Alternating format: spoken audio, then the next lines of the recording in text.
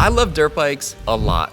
And ever since I was a little kid, I had dreams of becoming an X Games athlete, flipping dirt bikes, landing crazy tricks on live TV, just like Travis Pastrana. However, my parents had different plans. They wanted me to go to school, so I went to Carnegie Mellon University, get a degree in computer engineering and robotics, and get a steady job in tech. So that's what I did, and my dreams of becoming an X Games athlete went out the window. But I'm an adult now, which means my parents can't tell me what to do anymore, so I'm gonna go back to pursuing my childhood dream of doing crazy things on a dirt bike. In order to do that, we're gonna need big and crazy machines. So the first thing I had to get was a dump truck. Behind me is the rare and ridiculous Dumpy-Co.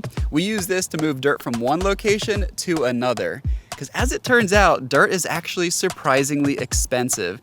Even free dirt is expensive. That's because you gotta pay a guy to drive his expensive dump truck and transport it here, and the amount of dirt we need is a lot. So it was actually cheaper to just buy our own dump truck and move it ourselves. So we have this huge pile that we need to move. I think we're gonna try starting with that. Oh, we have so much work to do. But once we get this out of the way, we'll be able to start digging the pond even more. But before we can start moving the dirt with the dump truck, we need another machine that can fill the dump truck with dirt. And so I bought this machine, a massive Caterpillar excavator capable of moving as much dirt as little Carter could have ever dreamed. This machine is strong enough to pick up cars and throw them, can easily smash cars, and is so heavy it weighs over 31 million grams. I wonder how many pounds that is. With these two machines, me and Matt got to work. I started driving the excavator, and this was the first time I have ever driven it. It is so big and so expensive. I had no idea what I was doing, but I was determined to accomplish my childhood dream, and nothing was gonna stand in my way. Not great on the controls. I gotta take some time. This is literally like my first time driving.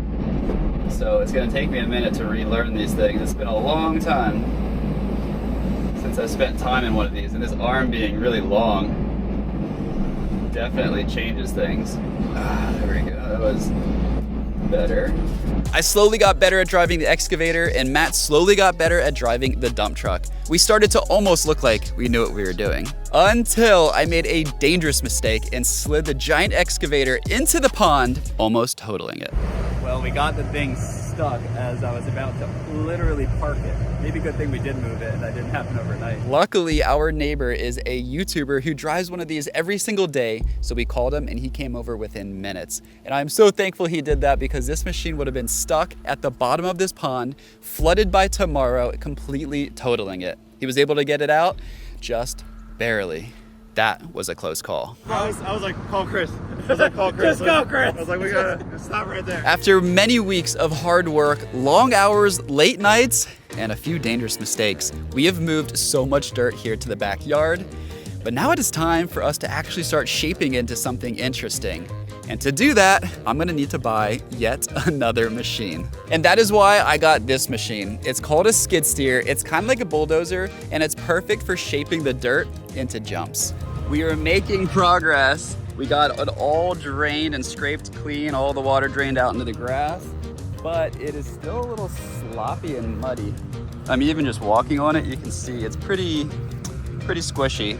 That being said, we did get quite a bit of dirt scraped out and put up here, and we have it quite a bit bigger, but once Matt's able to compress it all down and get all the way up there on the skid steer, we're gonna really shape this thing up.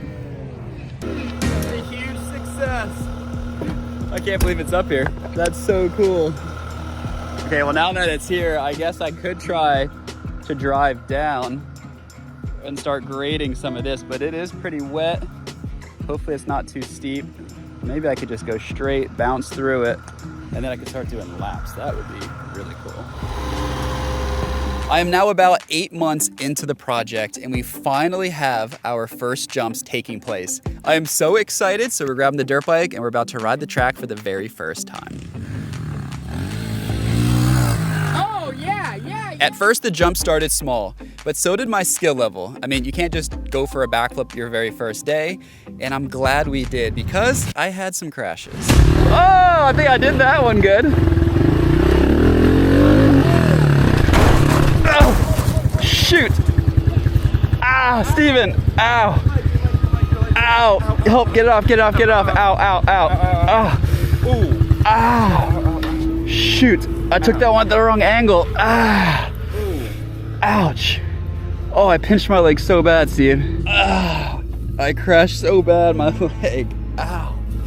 Your foot looks twisted. Can you move your ankle? No, I can't move. It's like tingling so bad right now. Pretty quickly, my skill set grew, and so did my jumps. This is a full-size freestyle motocross ramp, the same they use in the X Games, doing the biggest and craziest tricks. I might have jumped the gun on buying this, but I knew I had to have one. So we built a massive dirt landing. It's already pretty darn tall. Looking way down. Oh, wow. We brought the ramp out here, and to move it, we need to use the skid steer with the forks, slide it into those holes, and lift this heavy ramp up because it weighs too much for me to pick up.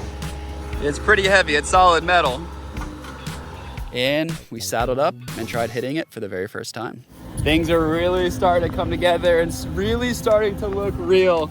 We are now loading up the ramp onto the skid steer so we can put it into place for the first time. This is what I'm really gonna see it. Jumping this ramp with a dirt bike, backflip to dirt, is going to be insane.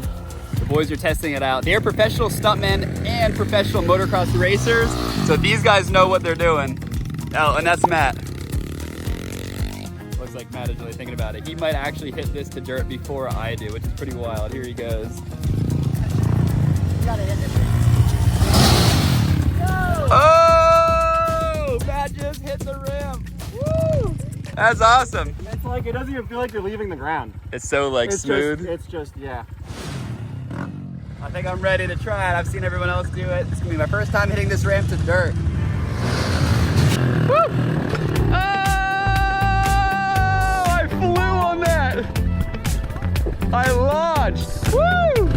As soon as I got a taste of hitting a professional freestyle ramp, I wanted more. I was so determined. We picked this thing up, we went to the lake because I had to try a backflip. This was a trick I trained for a full year to accomplish. And I was lucky enough to be trained by Travis Pastrana's protege, Banksy. He came out here to the Team House to train me, and I started on a BMX bike first. I learned that one pretty quickly, and then it was time to move on to the dirt bike. He taught me about leaning back, pulling as hard as you can, and holding to get that rotation. Unfortunately, that first year did not end well for me. I jumped off the dirt bike twice. One time it landed on my head underwater. The dirt bike got ruined, and I did not successfully land the backflip. But I didn't give up. A year later, I tried it again, this time more determined than ever. I tried it a few times with a huge fail, and then eventually I committed, and everything worked out perfectly, and I finally landed a dirt bike backflip into water.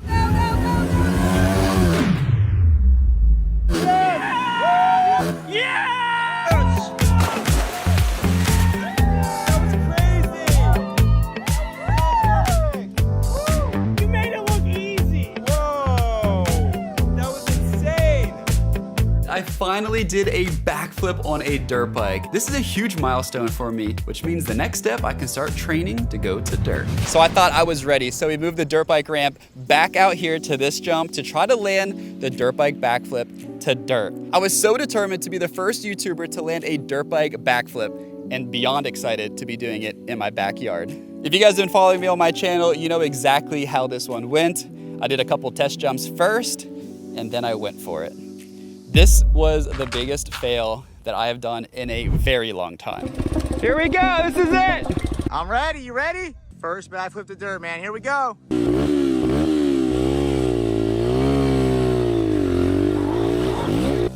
Oh, is that fast enough? Oh!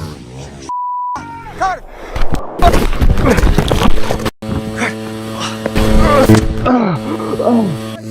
Get the bike, get the bike! Don't move, don't move.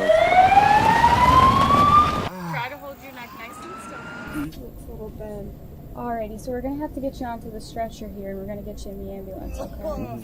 So yeah, this fail really set me back. I ended up breaking my arm, going to the hospital, getting a cast, and not being able to ride my dirt bike for quite a long time. And this experience, unfortunately, is not new to me. It's not the first time I've crashed.